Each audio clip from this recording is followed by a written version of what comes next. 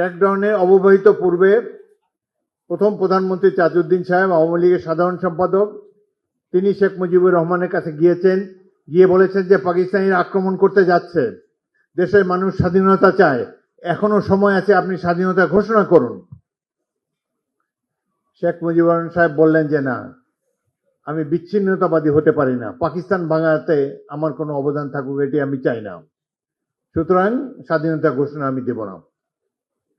স্বাধীনতা ঘোষণা দেননি, পাকিস্তানিরা ক্র্যাকডাউন চালালো, লক্ষ লক্ষ মানুষ ঘর বাড়ি ছেড়ে উদ্ভ্রান্ত হয়ে পালিয়ে যাচ্ছে, গ্রাম থেকে গ্রামান্তরে পালিয়ে বেড়াচ্ছে, পাক বাহিনী মেশিন গান, মোটর, কামান দিয়ে নিরীহ মানুষ গুলি করে হত্যা করছে।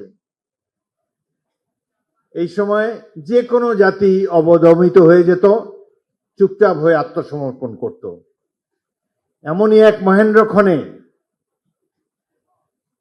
জনগণের পক্ষে, মা বোনদের ইজ্জত রক্ষার জন্যে, দেশের মানুষের জীবন রক্ষার জন্যে বিপুল প্রতিরোধ গড়ে তুলেছে ইস্ট বেঙ্গল রেজিমেন্ট। এই সময় স্বাধীনতার ঘোষণা দিয়েছেন মেজর জিয়াউর রহমান। এটি হলো প্রকৃত সত্য, যে ঘোষণায় জাতি উদ্দীপ্ত হয়েছে, অনুপ্রাণিত হয়েছে। হাজার হাজার ছাত্র যুবক ঘর বাড়ি ছেড়ে দৌড়ে এসেছে যে যুদ্ধ করবে। ৭১ যারা দেখে নেই তারা দুর্ভাগা। আমরা ভাগ্যবান ১৯৭১ সাল দেখতে পেয়েছি। আমাদের তো মাত্র ৫টা ব্যাটালিয়ন ছিল, ৪,০০০ সৈনিক, মুক্তিবাহিনী ছিল প্রায় লক্ষের মতো।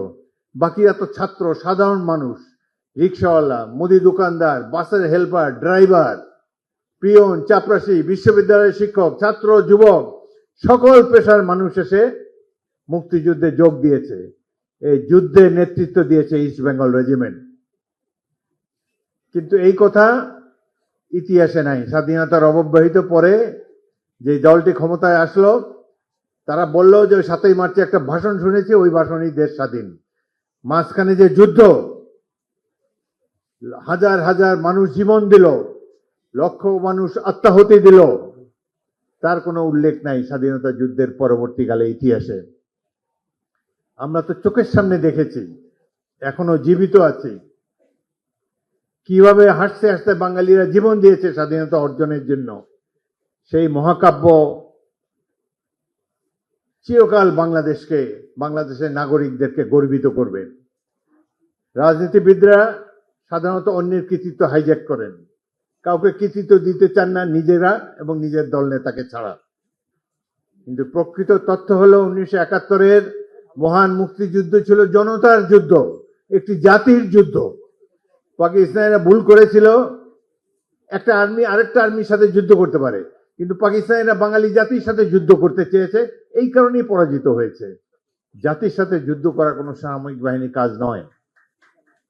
এই যে ভুল তারা করেছে, যে কারণে তাদের এই পরিণতি হয়েছে, ৯০,০০০ এখানে সারেন্ডার করতে হয়েছে।